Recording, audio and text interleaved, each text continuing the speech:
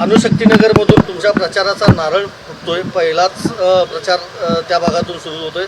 अजितदादा आहेत, तुम्ही स्वतः आहात, त्याबद्दल आज आमचा त्या विभागातील कार्यकर्त्यांचा मेळावा त्या ठिकाणी आहे. याचा अर्थ काय प्रचाराचा नारळ फोडतो मी अशातला काय भाग नाही. नियोजित पद्धतीने प्रत्येक विधानसभा मतदारसंघामध्ये त्या ठिकाणी आज आपले आमदार आहेत, त्या ठिकाणी कार्यकर्त्यांचा मेळावा घेऊन कार्यकर्त्यांचं मनोगत, त्यांना आगामी येणाऱ्या महानगरपालिकेच्या निवडणुका या माध्यमातून अधिक ताकद शक्ती देणं हा त्याच्या पाठीमागचा हेतू आहे.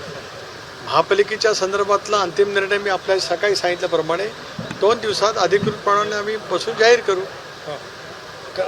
यासोबत काही चर्चा सुरू आहेत का भाजपसोबत किंवा शिवसेनेसोबत? अजूनही काही शक्यता आहेत का? कारण त्यांच्या सातत्याने बैठक होते, त्यात राष्ट्रवादी कुठं दिसत नाही, त्यामुळे कार्यकर्त्यांमध्ये संभ्रम आहे का? कार्यकर्त्यांच्यात काही संभ्रम नाही. या संदर्भामध्ये मी काल आपल्याला प्रेस कॉन्फरन्समध्ये सांगितलं ती स्थिती आहे. आज माझं आणि आशिष शेलारांचं बोलणं होईल. एक भाग राष्ट्रवादी काँग्रेस पक्षाच्या प्रमुख नेत्यांची काल मी बैठक त्या ठिकाणी घेतली आणि त्यांनासुद्धा त्या अनुषंगाने सांगितलेलं आहे उद्या या संदर्भातला आमचा निर्णय त्या ठिकाणी होईल. आज सगळे आम्ही आमदार अजितदादांच्याकडे जमणार आहोत.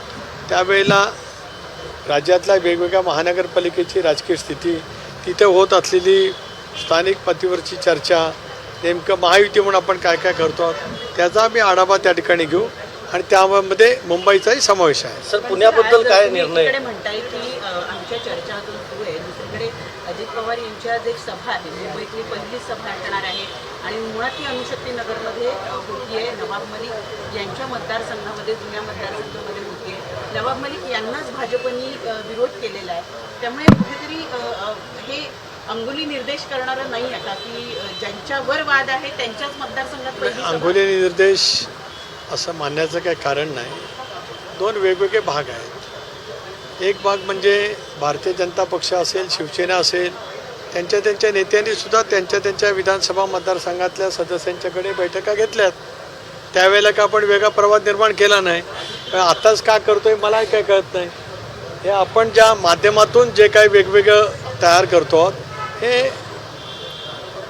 परिस्थितीची सुसंगत बिलकुल त्या ठिकाणी नाही. सना मलिक राष्ट्रवादी काँग्रेस पक्षाच्या महायुतीच्या माध्यमातून निर्वाचित झालेले आमदार आहेत. त्यामुळे त्या मतदारसंघामध्ये आम्ही जाणं आणि आमच्या कार्यकर्त्यांची बैठक घेणं याचा आणि महायुतीच्या संबंध मुंबईच्या आगामी जाणाऱ्या निवडणुकीला जाणारं शेत असं कुठं संबोधत नाही आहे, असं मानण्याचंच काही कारण नाही. सर, मी आपल्याला तेच म्हटलं की शिवसेना असेल, भारतीय जनता पक्ष असेल, त्या नेत्यांच्या त्यांच्या आमदारांच्या मतदारसंघातही बैठका झाल्यात. त्यामुळे याच्यात वेगळं अर्थ काढण्याचं काही कारण नाही. ठीक आहे. पुण्याबद्दल सर काय निर्णय झाला आहे आतापर्यंत? दोन्ही राष्ट्रवादी एकत्र येणार आहेत? एक भाग असा आहे की पुण्यामध्ये स्पष्टपणाने माननीय मुख्यमंत्री महोदयांनी सांगितलं की आम्ही दोन्ही ताकदवान पक्ष त्या ठिकाणी असल्यामुळे एकत्रितपणाने निवडणुका लढलो तर त्याचा फायदा विरोधकांना होऊ शकतो. ही बाब माननीय मुख्यमंत्री महोदयांनी अगोदर स्पष्ट केली. अजितदादांनी सुद्धा त्याला दुजोरा दिला. आज दादांच्या जवळ पुन्हा एकदा रात्री माझी प्रदीर्घ चर्चा त्या ठिकाणी होईल. पुण्याच्या वतीमध्ये त्यांनी आमच्या सर्व उमेदवारांच्या मुलाखती घेतलेल्या आहेत. त्याच्यामुळे त्या संदर्भामध्ये नेमकं कशा पद्धतीने पावलं उचलायची त्याचा निर्णय 2 दिवसामध्ये त्या ठिकाणी होईल. आता थोड्या वेळापूर्वी पत्रकार परिषदेला संबोधित करत असताना सुप्रिया सुळे यांनी सुद्धा हा प्रश्न जेव्हा त्यांना विचारला गेला की अजित पवारांच्या राष्ट्रवादीचा पर्याय तुमच्यासाठी खुला आहे का, त्यावर त्यांनी नकारात्मक उत्तर दिलेलं नाही आहे. म्हणजे कुठेतरी डायलॉग सुरू ठेवण्यासाठीचं दार मोकळं ठेवलेलं आहे. एक भाग असा आहे की ज्या वेळेला महायुती म्हणून भारतीय जनता पक्ष महायुतीतला आमचा मुख्य पक्ष आहे, ज्या पक्षाबरोबर आम्ही राष्ट्रीय पातळीवरती राज्य पातळीवरती युती करून आमचा NDAमधला सहभाग त्या ठिकाणी आहे.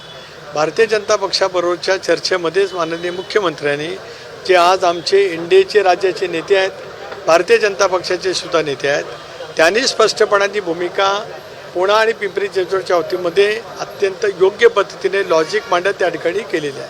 स्वाभाविकपणाने राष्ट्रवादी काँग्रेस पक्ष निवडणुकीला सामोरं जाणार आहे.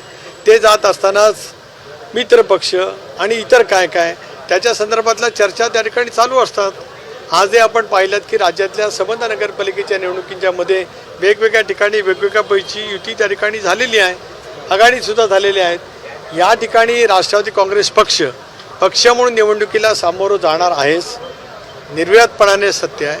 अशा वेळेला इतर काय चाचपणी होऊ शकते की काय इतर काय पर्याय होऊ शकतात की काय, जे महायुतीच्या आमच्या एकत्रितपणाला बाधा आणणार नाहीत या पद्धतीने आमची त्या ठिकाणी युती होईल. मुंबईत आज ठाकरे बंधूंची युती, काय वाटतं या सगळ्यामध्ये भावनिक मुद्देच पाहायला मिळाले. मराठीचा मुद्दा आणि दुसरं मुंबई तोडली जाणार हेच मुद्दे.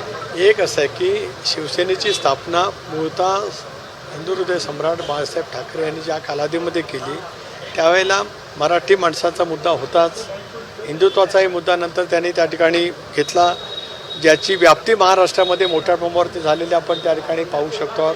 अशा वेळेला उद्धवजी असतील, राज ठाकरे असतील, दोन राजकीय पक्ष एकत्रित येतात त्यावेळेला ते त्यांचे मुद्दे त्यांच्या दृष्टीने जे योग्य असतील ते मांडणारच, त्याच्यामध्ये वेगळं वागू मांडण्याचं काही कारण नाही. ठाकरे बंधूंची ताकद महायुतीला आव्हान देईल का, काय वाटतं? एक असं आहे की प्रत्येक निवडणूक राजकीय आव्हान आहे असं समजूनच आम्ही सगळेजण निवडणुकीला सामोरं जात असतो. त्यामुळे कोणाचं आव्हान कमी आहे, कोणाला कमी लेखून आज महायुती निवडणुकीला सामोरं जात नाही. महायुती निवडणुकीला सामोरं जात असताना पूर्ण ताकदीने सामोरं जात असते. याही निवडणुकीमध्ये त्याच पद्धतीने मुंबईमध्ये निश्चितपणाने सामोरं जाईल. देश विदेशातील प्रत्येक घडामोडींचे लाईव्ह अपडेट मिळवण्यासाठी आता साम टीव्हीच्या सर्व सोशल मीडिया प्लॅटफॉर्मला लाईक, फॉलो आणि सबस्क्राईब करा. तसंच सर्व नोटिफिकेशनसाठी बेल आयकॉन प्रेस करायला विसरू नका.